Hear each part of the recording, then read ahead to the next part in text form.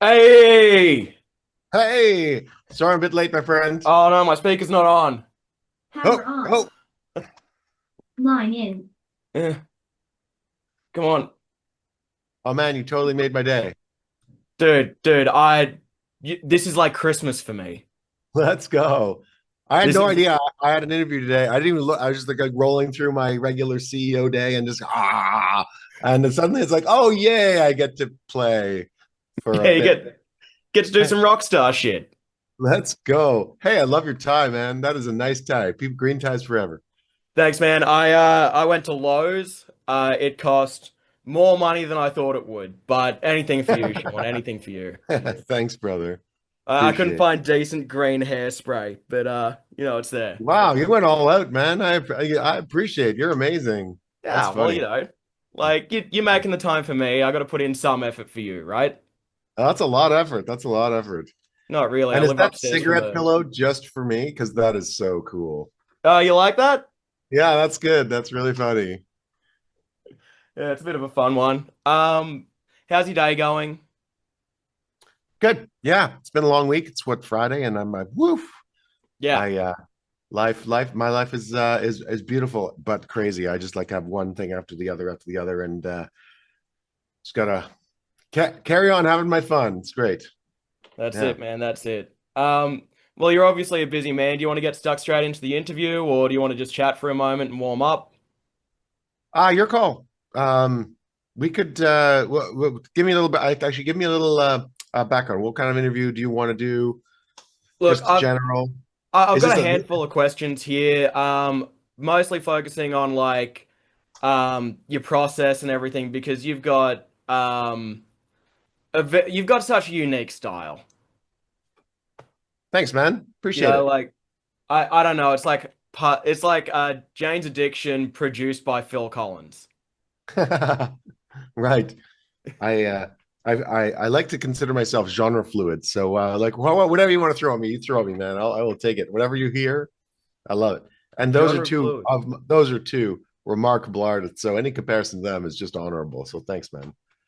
Dude, I've been following you since Unicorn. Oh wow. Um You're one of the OGs. yeah, Hey, dude. Yeah. Like let's not lose any energy. Let's get into the interview. Let's all right, go. sweet, sweet, sweet. Is this a visual interview?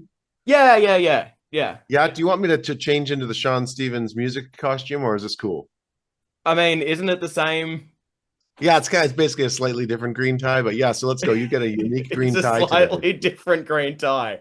It makes This all the is like difference. this is a CEO green tie and my CEO look, and it's a different tie for music. That's about it.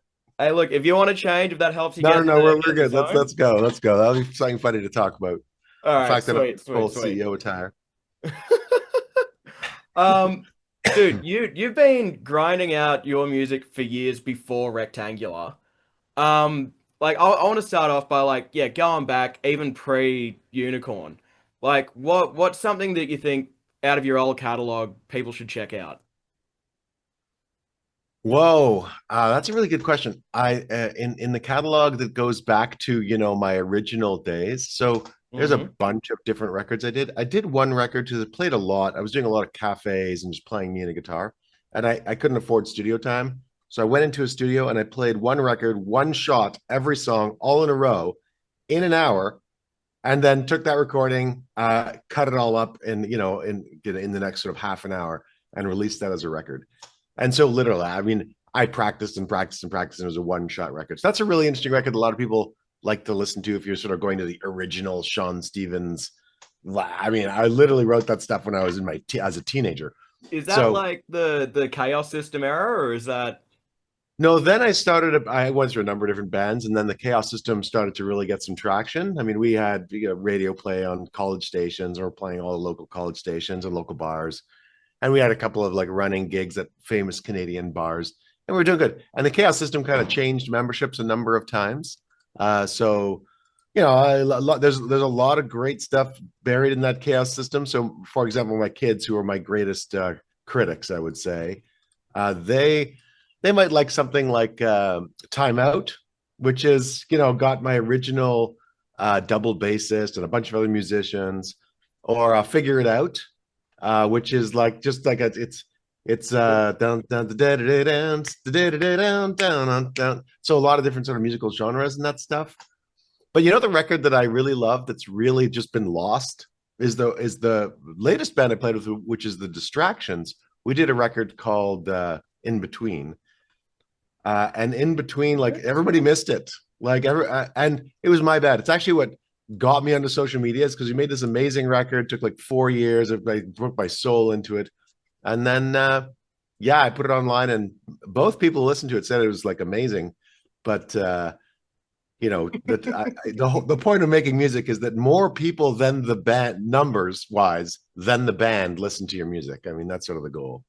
Oh, look, that yeah, definitely a good goal. That's a good benchmark to aim for. Um, man, I was just listening to Bike earlier. Um, Right. I actually found a music video for that buried in the deep recesses of YouTube. Wow. And I think Tug that hard. has Gary Lowe singing, doesn't it? In the background, yeah, maybe. No, it's got Friendliness, who's another Canadian musician. Right. But I'm impressed that you even know Gary Lowe is, from Big Sugar.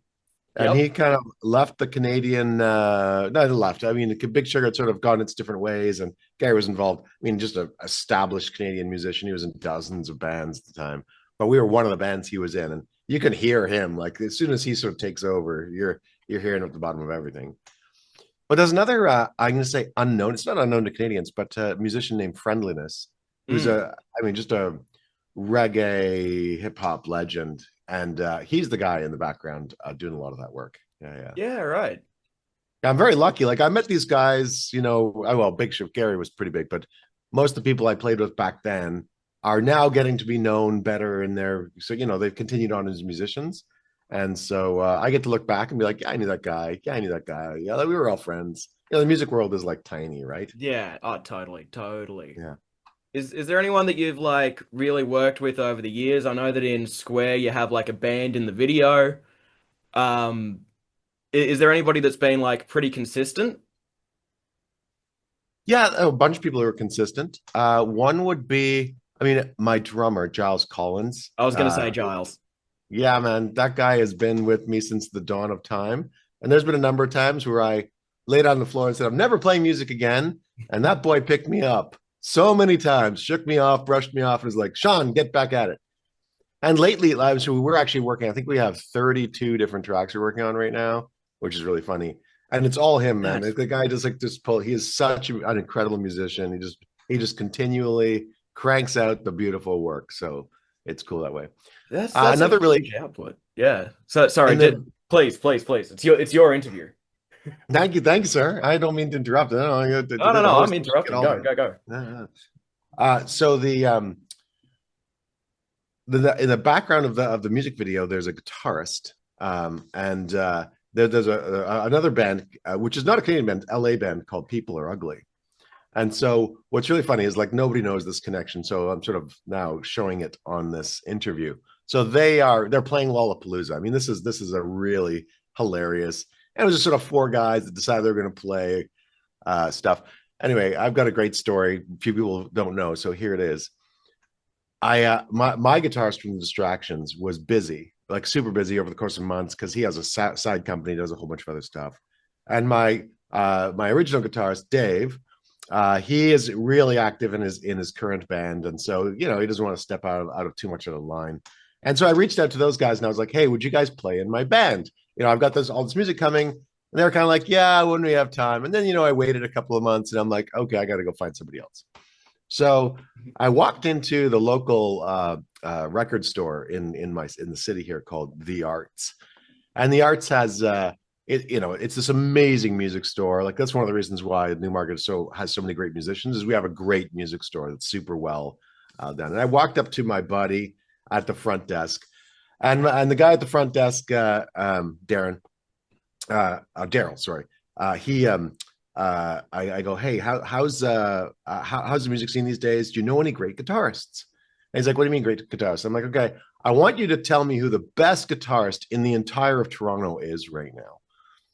And he's like, "Honestly," I'm like, "Yeah," and I'm like, "Is it Mike Bowell?" because that's like a local guy who's we've done work with in the past.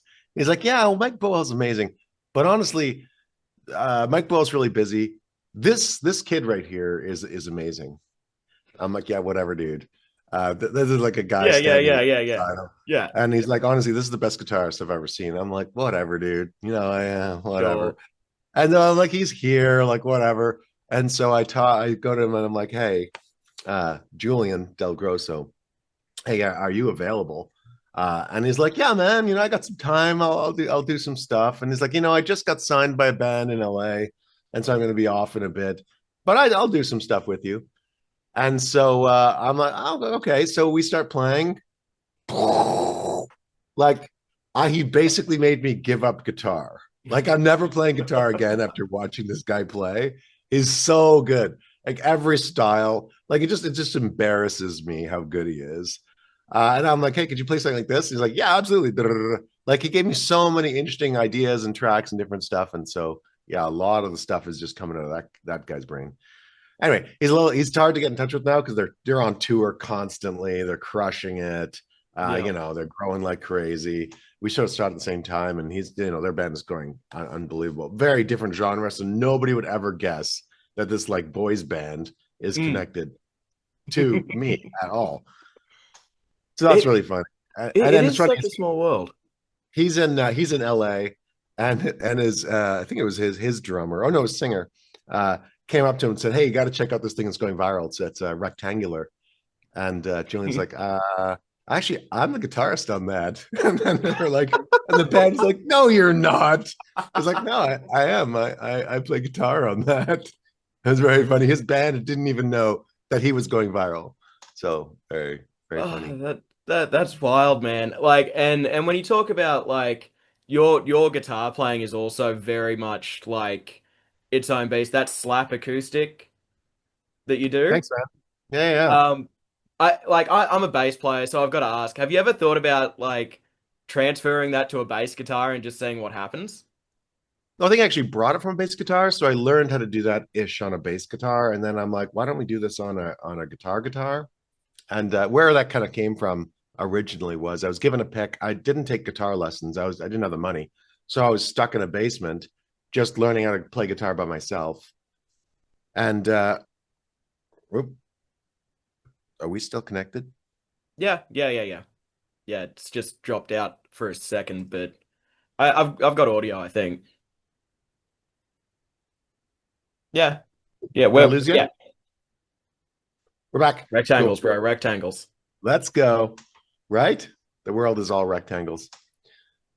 So yeah, I started playing in the basement all by myself, trying to learn how to play guitar all by myself, and ultimately, that led to me not playing properly, fundamentally, but me thinking of the guitar more, trying to think of it differently.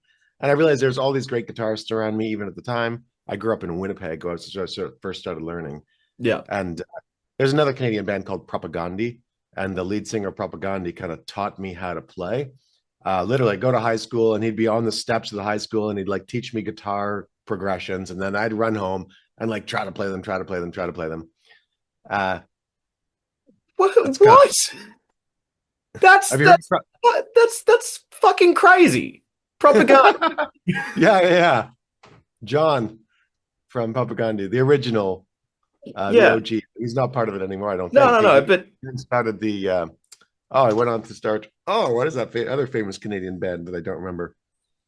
Anyway, all very funny. The Weaker Thans. He went to start the Weaker Thans. So, yeah.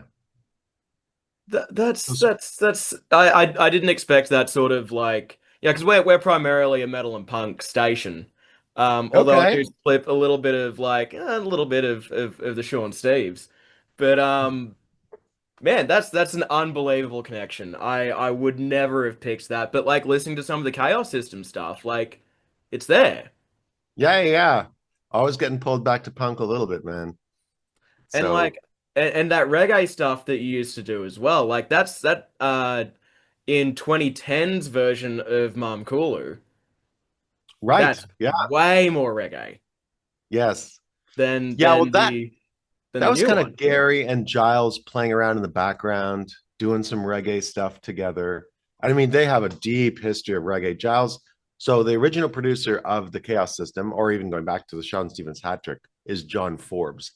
And John Forbes, who was my like original mentor through music through the early 2000s, he played with Peter Tosh, he played with Alice Cooper.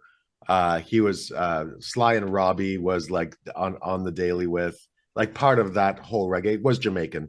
so was really connected to the Jamaican music scene. Was the first guy in Canada to have a Moog, so he was kind of the guy behind so many artists just going blah, blah, blah, blah. He was the first guy with Yeah. that sound that you could go get, and so that kind of reggae influence kind of sucked into the things that we were doing. And so there's another really well-known session player named Alex King. And you'll see Alex King is like one of all the way through everything. He's a local music teacher. So we call him Teach. And Nice. man, that guy's been on more records than like he's just like the hidden guy on so many records as Teach or Alex. He has, all these nom de plumes because he doesn't really care. He just shows up. Give me any instrument, give me a tuba, give me whatever, and then he just plays, these amazing things, and then he leaves. It's amazing. So like with Mom Kulu, obviously you brought it back because of your recent experience in South Africa that we don't need to go into. It's I'm part of the cool to law. talk about it. Yeah, yeah, yeah. I want to just ask how are you and the family doing? That's really all I care about. Thanks, man. No, we're fine. It's long gone now. It's Yeah. we left the country, left the whole thing, and so everybody's cool. My kids are Yeah. actually downstairs trying to be quiet so we can, do a cool interview together. But yeah, so you brought the song back. Couple of lyric changes, but the overall soundscape of it is very different from the original as well. What was the what was the process there? Like, how did you sort of Yeah, so thread what's that interesting needle? is I was going through the sort of bucket of cool songs to do with the producer at the time, Adam, who's an amazing producer, and I was like, hey, I've got this other song, Mamkulu, and it wasn't really that. It's so Giles, I, and Gary and some others made a record, and that's I can say the lost record because it didn't get finished. I had a whole bunch of personal things going on. They had personal things going on. So there's That's like life. mostly completed record of different things were just sitting in digital files somewhere. And it had Gary, and unfortunately, as you know, Gary's passed away. Yeah. So we have 12 songs of his work that sort of started. So his stuff is all sitting there unused. And two of the songs were almost finished. I mean, really close to being finished. Like they were in that sort of final, like we need to remix them, redo the vocals and everything. And it was Spade Hearts Club and Mamkulu. And so the other ones, of which there are other great songs on that record, but those two are kind of the ones that made it the farthest before we put the project down. So fast forward a little bit, and after kidnapping, which we can just use the word, Yeah. uh, I could never figure out what that song was about. Genuinely, I mean, I wrote that song, and it was me and Mamkulu with my mother's name. She runs an orphanage called mamkulu.org, and so it was me and Mamkulu, and then there was a guy there named Nkuna. Sorry, no, not Nkuna. Anyway, there was a name of a guy, and I was like, okay, this got to be what the song is about. And so, when something just comes to your head as a musician, I don't even know what it is. I'm just like a Mm. vessel to collect things and put it in the vessel. And so I put it in the vessel. We made the song, and it always kind of bugged me that I didn't really have it. The meaning of it wasn't really there yet. But I was certainly describing a person with a very specific problem of surrounding my mother. And then fast forward to kidnapping, which was also with my mother. Uh, Mm.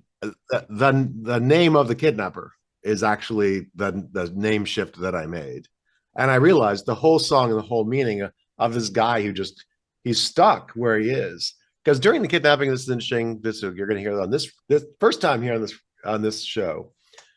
During the kidnapping, one of the guys was praying to God. And like, what kind of kidnappers are like praying? Like, this just feels way off to me. And you gotta Oh. like when you look at like why are they doing this? Like they were rationalizing it in their own sense. Like there was one guy who was a huge dick, but the rest of them Well, were I actually mean, to be fair, Sean, I think you'll find that most kidnappers yeah, are it's hard to huge maybe dicks. this is Stockholm syndrome, but I would say there was one guy that like hit me in the head repeatedly with a gun and was Yeah, he punching, was the worst of kicking the. me up. It was like Yeah. the one super violent, obviously criminal, Yeah. guy. And then there's the other guy. There's a couple other guys that were a little bit rough. And then there's a couple of guys who clearly shouldn't be kidnappers. Like they were terrible kidnappers because they were nice. I mean, they were just like they were trying to make sure nobody got hurt. They were making recommendations. Part of maybe that was part of the good cop, bad cop thing.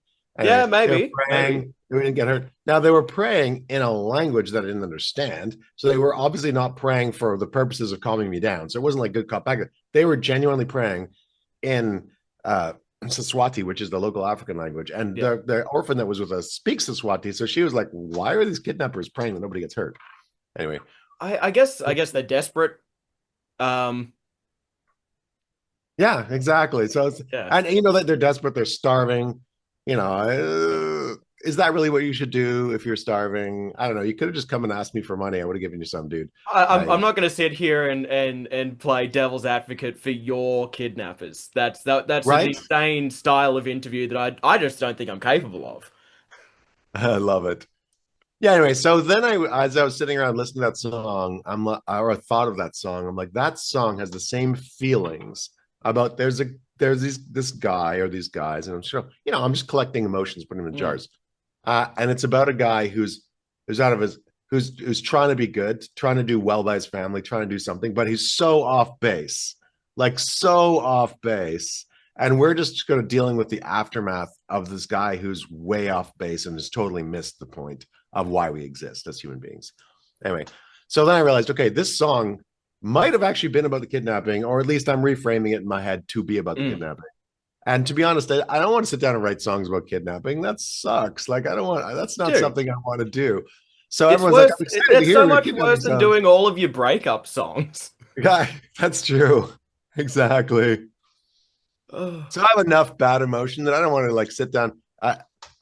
It's hard. You know this as a musician. If you write Yeah, a song, like a breakup song, and now you have to sing that over and over and over and over and over again, yeah. you have to relive the stupid breakup song over and over and over and over again. That sucks so hard. But not just like weekly when you play it live. It's like it's 2025. You know this. We're making content. Yes, exactly. We're captioning things. Exactly. And you're even recording the song or making the song, you have to hear it 1,000 times. Like Hmm. you have heard it more than anybody else has ever heard this song. So I got to relive that emotion over and over and over and over again. So the fact that I'd already found a bottled version of this emotion, I could sort of redo it as a new version. So that's the sort of emotional characteristic of it.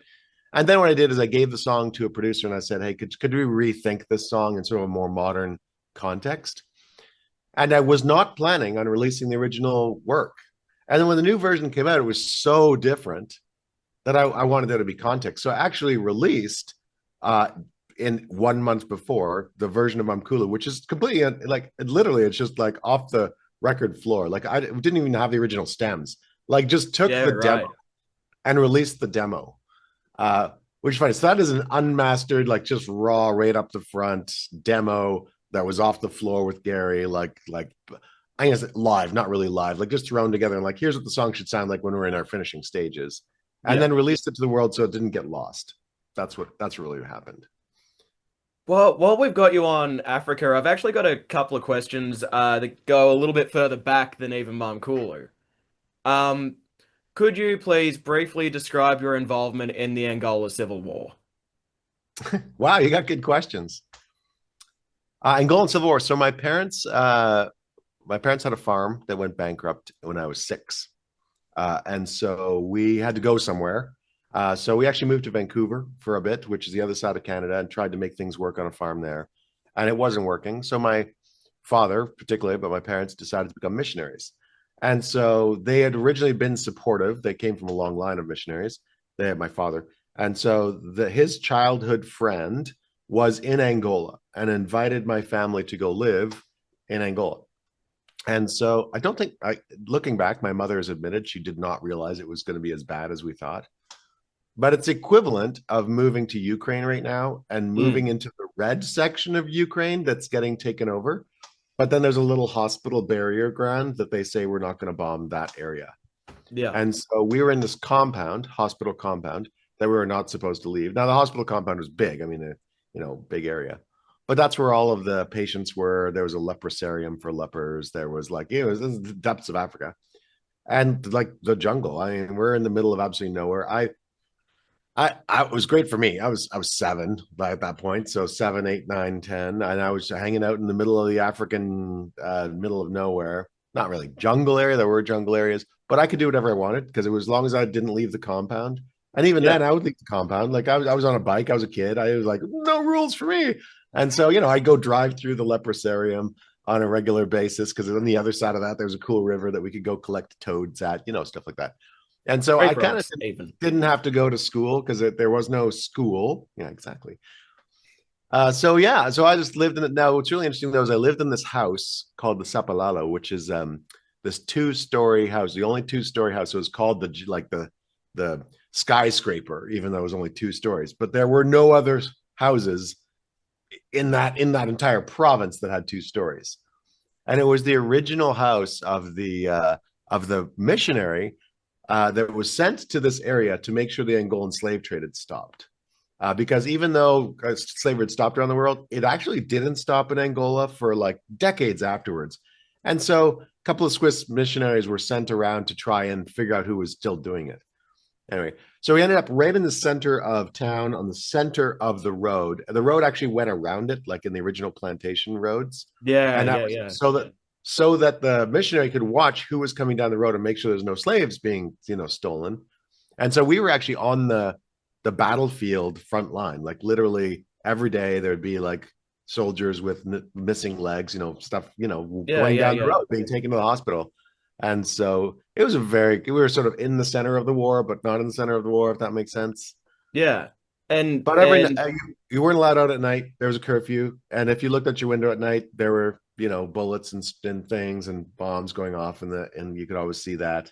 And there's always MiGs, which are the like Soviet made, going over 20 feet above the ground, constantly like it would shake the whole house.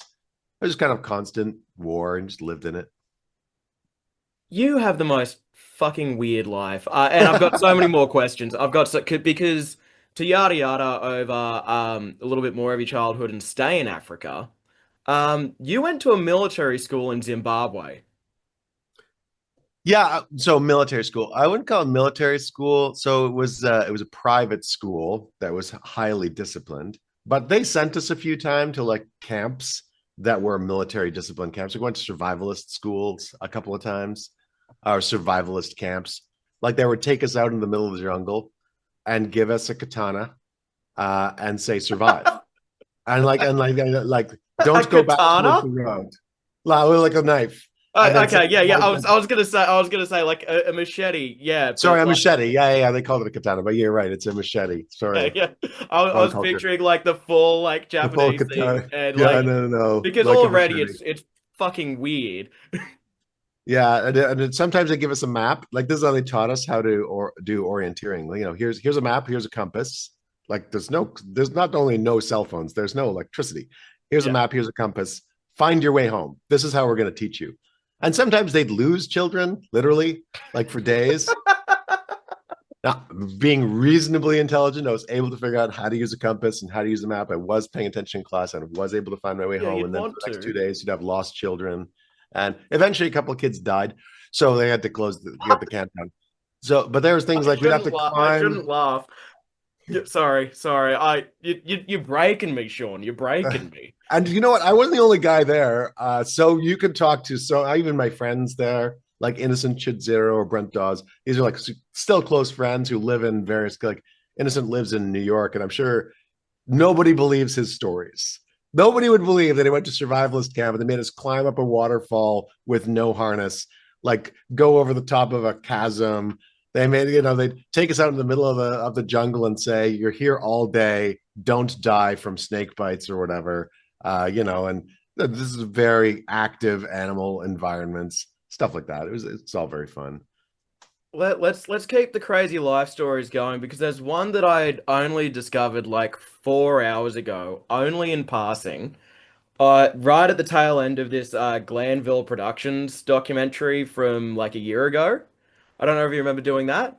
Um, Vaguely, yeah, yeah. yeah. And it was just this little footnote saying something about you being shot before. Not I've been shot at. I've never been shot. Uh, Okay. All right. All yeah, right. yeah, I've been shot at. I've been I shot think at a bunch of times. That's just part of like most people. There's lots of people in the world who've been shot at. Let's be honest. Like there are yeah. people right now being shot at. So it's not like this super unbelievable, crazy story. Um, I but in think it Angola, I mean, there's a lot of we came across attacks. There's a lot of shooting in different directions and blah blah blah. So who knows how many times actually we got shot at that point. But like intentionally shot at. I got once in Canada, northern British Columbia. I was working as a mushroom picker, like not like a like yeah, gourmet yeah, yeah. mushrooms, Yeah, yeah, yeah, yeah, and yeah. we had no idea. We were just running around the woods, and we went into a place that we were not supposed to be, very clearly, and it was just warning shots. Like a shot at might have been a little bit of a thing, but you're being shot like you're seeing the bullets hit the trees, kind of thing, and you're like, okay, we are very much in the wrong place, the wrong time. Not like we were being jerks. We were trying to be. We were just picking mushrooms. We were clearly in somebody else's mushroom patch. So yeah, that's an example of like you're just in a very strange situation getting shot at. So You have described yourself as having so many lives. it is true. Yeah, and I couldn't agree more. You are a man of much life experience. Um, And not done yet, man. We're just getting started. Can't yeah. wait for what's next. You and you've said as part of that, like you've done the like gigging musician, touring musician thing, before, and now you're really trying to lean into this like new dynamic. Um, Although I do have to ask from a live perspective, if you were putting together your dream lineup, Sean Stevens, maybe headlining, maybe support, who's on that? Who do you want to really be on stage with? Wow, that's a good question. I've never thought of that.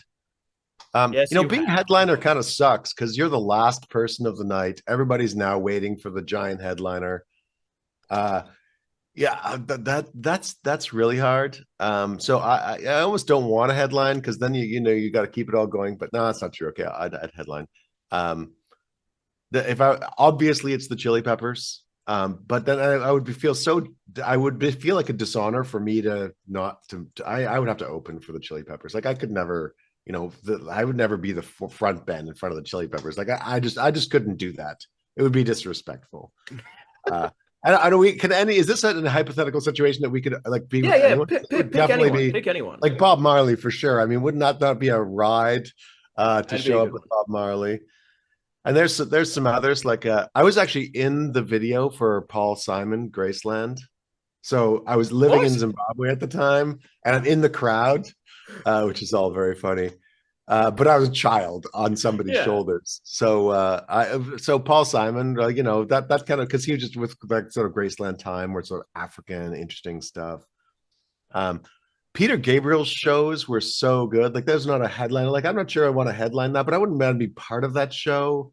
Like, that'd be really cool. And there's some other amazing recent artists like Jordy Griep. I mean, come on, like I got to play in that show a couple of times, and that is super fun. I actually think the what would be fun is not to play an entire show because that is so hard. And you really need to set aside 6 months to do it well. Yeah. First 3 months is just practice with a bunch of professional musicians so you can make a spectacular show. And I don't really have 6 months and then go do a tour because Yeah. it's like that. So I like this sort of new idea of maybe just showing up and playing. I Uh, have you seen know, you do that once in Nashville. I wasn't yeah, there, that's but I saw it online. yeah, I've done it a few times where great bands are just like, hey, will you come, hang out and just hang out in the crowd and like say hello, or come and we'll play a song. And obviously it's usually Rectangular, which is not my favorite song, but it's the most crowd pleasing, obvious song. It's Uh, also catchy as hell. Even people that don't like the song know all the words right. and the tune's stuck in their head. Like that's some Yes, Smash Mouth levels of Inception. Like, let's go. It's funny. Well, it's not that complicated of a song. So, but no, certainly the emotion, the concept there, where we feel like we don't have we like those are my people. yeah, I love people that aren't like the same like copy paste as everybody else. I love the interesting people who have found their own way and doing their own thing. The copy paste people are great, but I've already met them.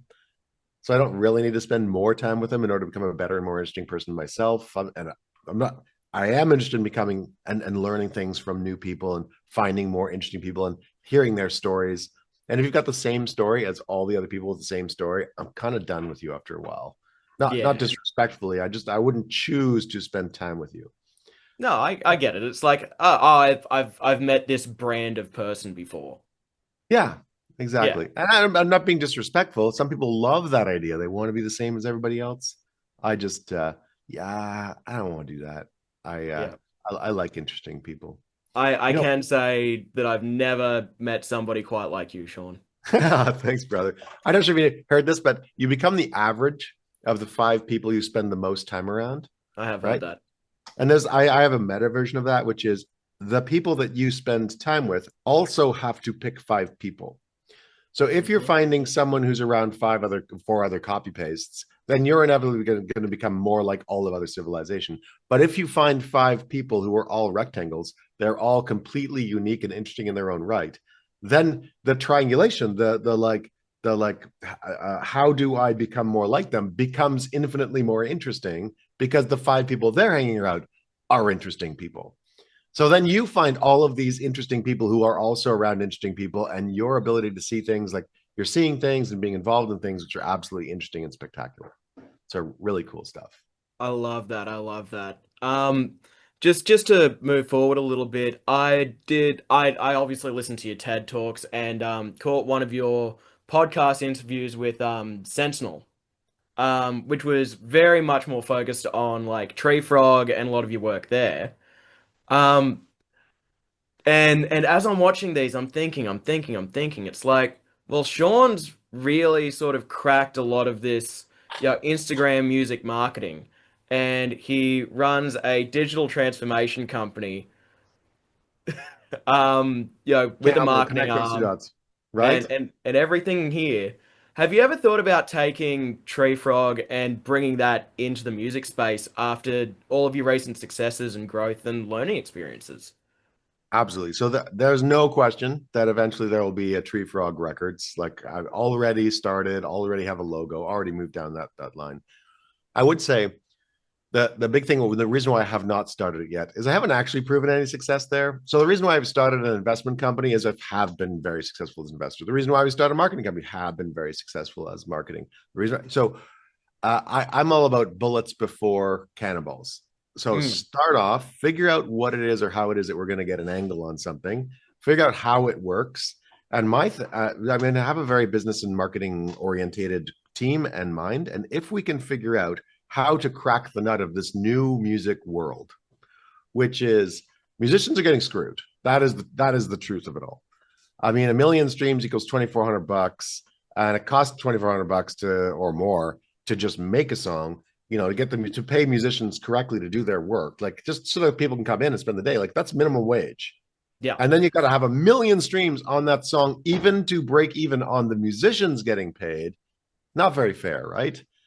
So the question is, how can we find mechanisms to generate more revenue? And if we can figure out how to do that, then I want to take that model and take it to the musicians and help them so that we got a bunch of other musicians working it.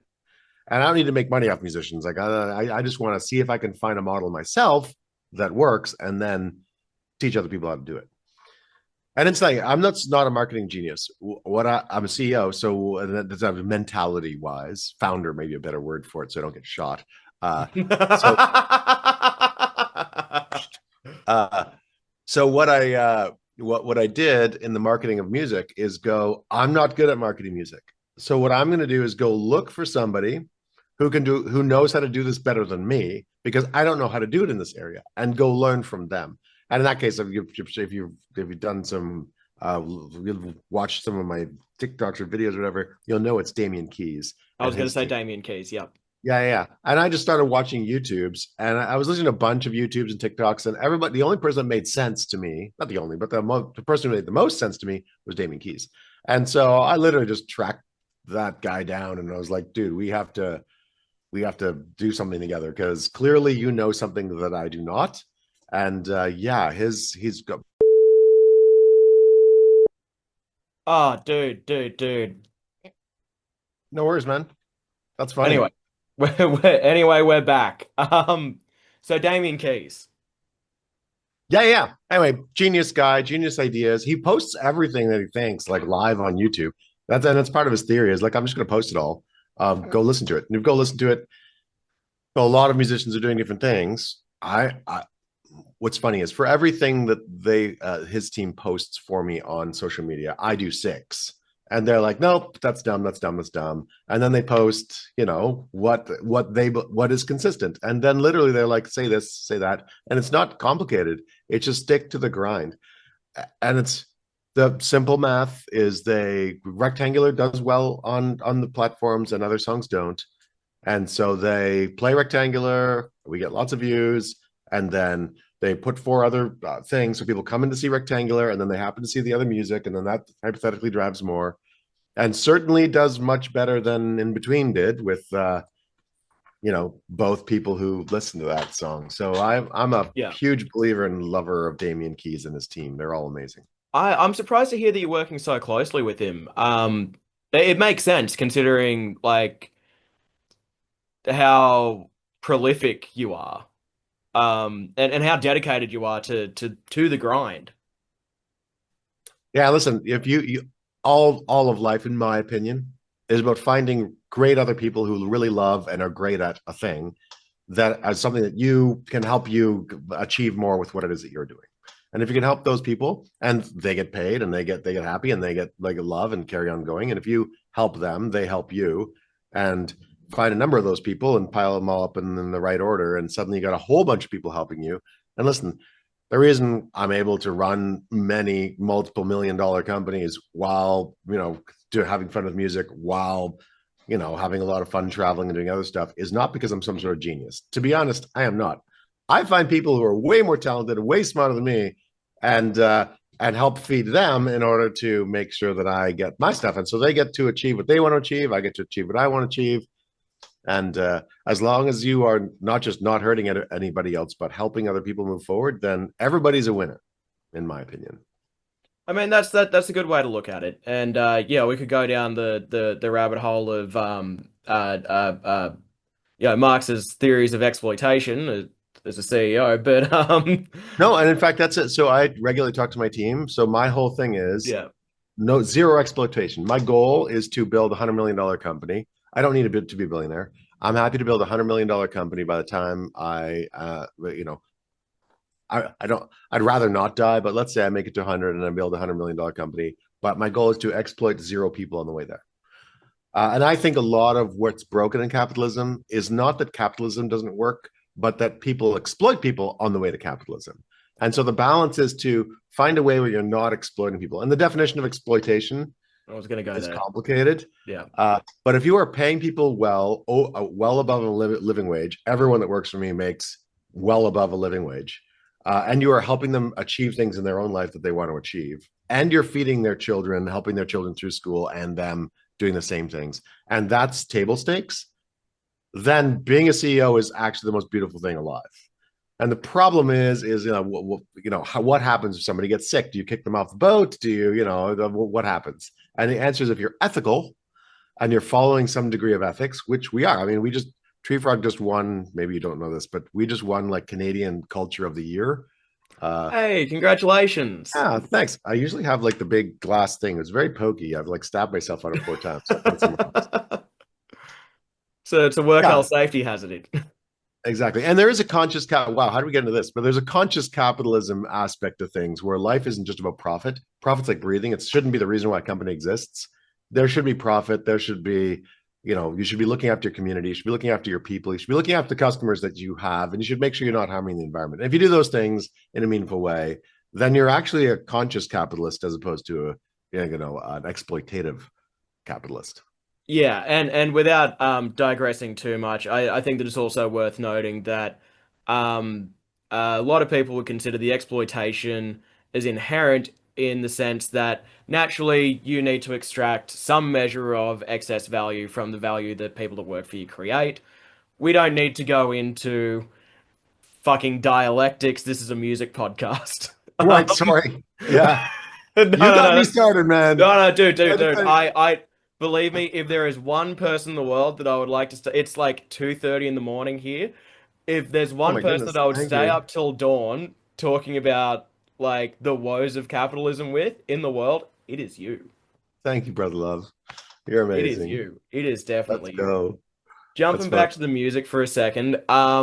So you just released Masterpiece, but right before then you put out 1000 Miles. And in some of the promo for that, you sort of hinted at the return of one of my favorite aspects of the whole Sean Stevens law, Sean Stevens dance. Let's go. Yes. Well, Like, so what do you want to hear about that? I will tell you, I have not told anybody else. So this is the first show that we'll hear this fact is Masterpiece is actually from a new producer that I started working with out of LA. And I just wanted to sort of test the waters with him. yep. I actually have the multiple producers that I'm working with right now, but in this one case, this producer's spectacular, and we already have, I think it's 7 songs. Complete to the point of like, go listen to them, whatever it is, and 7 more on the way. So the goal is to release a record, but in the classic way of Damien Keys, one song at a time, and blah blah blah. So Could you just explain that for the audience real quick, the concept of a waterfall release strategy? yeah, maybe I should be asking you. You probably know this better. And in fact, the waterfall release strategy of today is different than it was last year, so things are changing. Oh, well, But t tell me because I need to learn too. okay, well, me Speaking too. of, We're all learning, man. I ain't making money off this yet.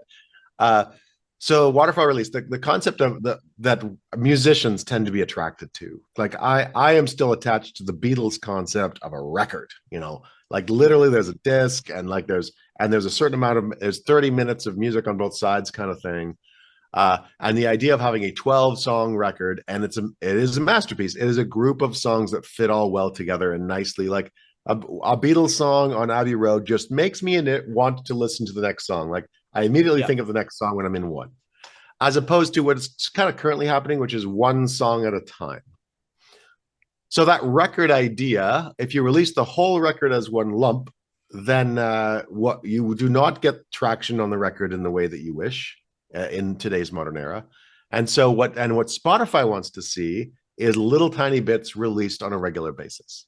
So Spotify will give you more traction, hypothetically, if you release one song and they tell you every 3 to 6 weeks or 4 to 5 weeks or whatever it is. Everybody has a different number, but you need to put up at least 3, and they need to be in a row, and they need to all kind of be connected. And then you're proving to Spotify that you're going to continue to promote and drive music in the future in order to get any traction and visibility from Spotify.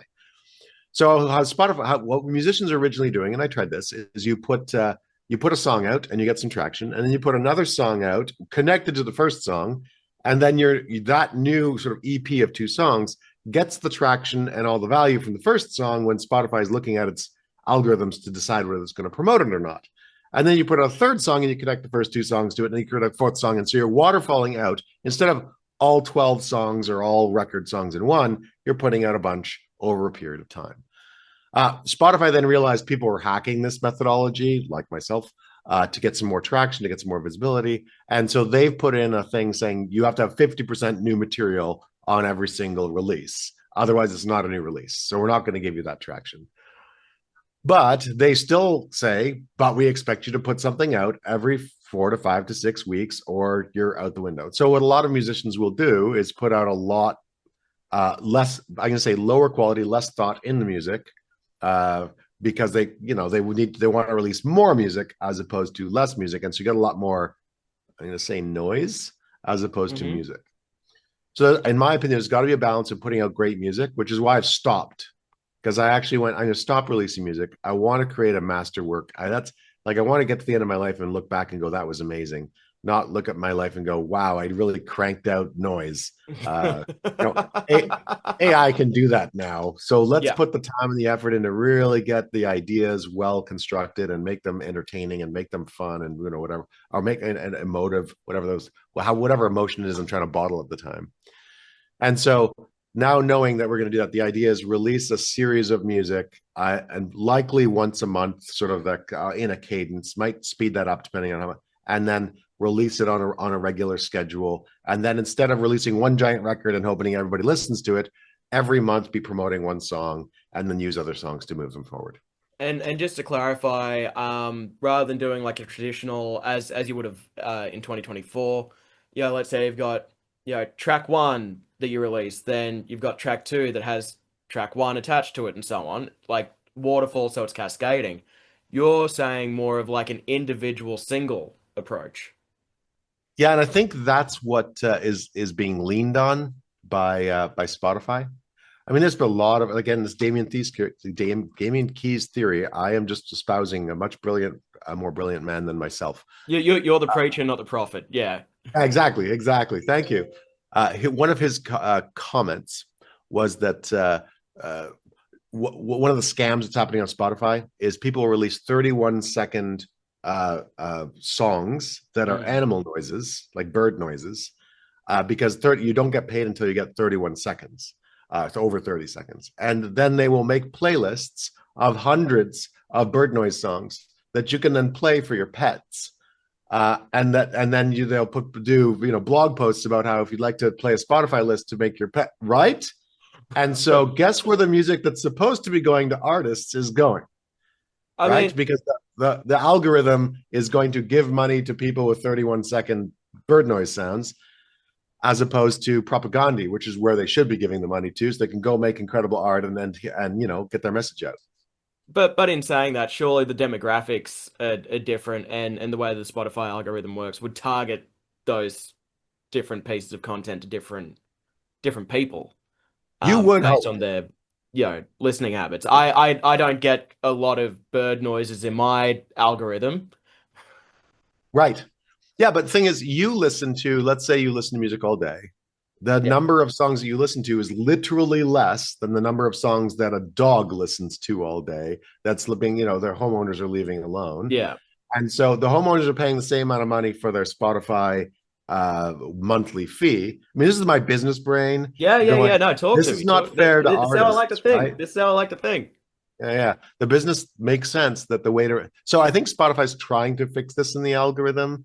But to be honest, does Spotify care? No, God, no. Yeah. No. Their whole focus now is podcasts and going a different direction. And I don't. I would like to go one-on-one with the CEO of Spotify and have a chat. Oh, I thought you meant in like a boxing ring for a second, which I would also love to see. I would love. I'm not very see violent, so I'm not sure I'd be very good at that. But yeah, I like an intellectual sparring. What about a waterfall climbing contest? I think you'd probably have. Yeah. No, I'd take that for sure. Yeah. I got like Rubik's cube, who can solve it the fastest. I got all sorts of random skills, but just in general, I think the Spotify CEO doesn't care about emerging artists at all. And so we as emerging artists have to genuinely think about that. And before emerging artists, there are just all these people that have just gone completely unrecognized who put their life and soul into music. And those people are getting lost. And because the mechanism at the top is I'm going to say broken. Yeah, I think that's a pretty well reasoned like line of thinking for, and don't take this the wrong way, for the rectangular guy. Right.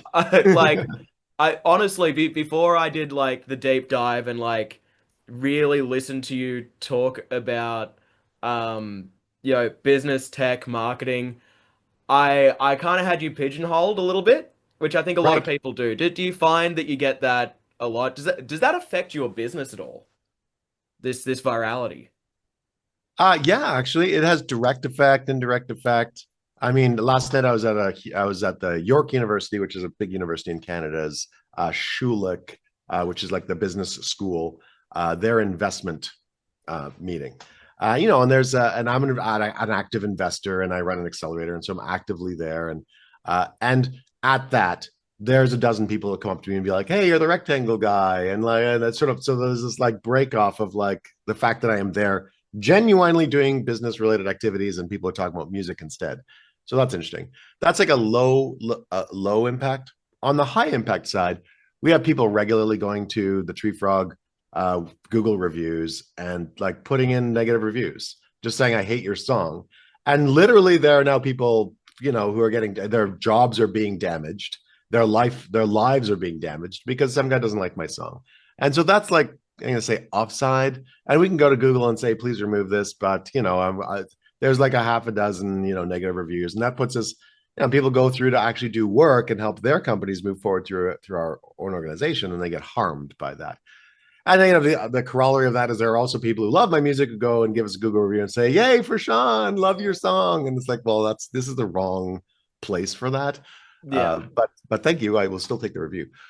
So there's kind of those kinds of effects. There's a lot. So there's a lot of haters of the people just read CEO and then want to pull out a gun and that's not really how I'm around CEOs all day, Yeah. and there are bad CEOs, like d- deserve some degree of retribution. I not certainly don't agree that they should be shot in the head, but maybe have their life taken away, not like their money taken away or like fined, put in Sean, prison, please, please, whatever. please tell me that you're about to justify kidnapping CEOs because that would bring everything full rectangle. Right. Um, There you go.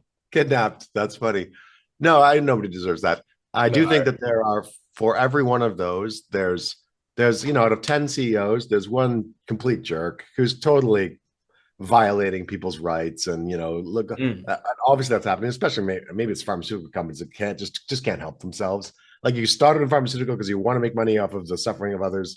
I'm not sure that's totally true, but that is definitely where it's going to end up.